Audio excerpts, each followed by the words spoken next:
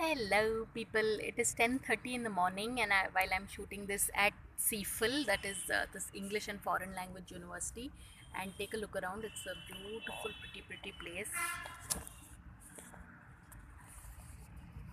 You know, now with the passage of time, I no longer feel embarrassed when I'm shooting outside because I feel. As a YouTuber, I have to not feel embarrassed. There are lots of people looking at me, so a few people.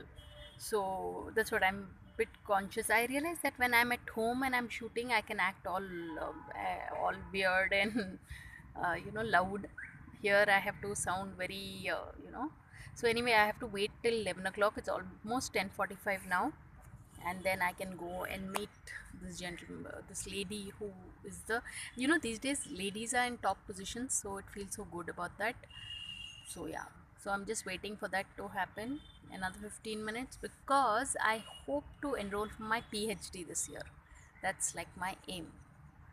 So yeah, I have people wondering what I'm sitting and speaking into the camera for. But yeah, but people, thanks all my subscribers. There's so much to share with you all.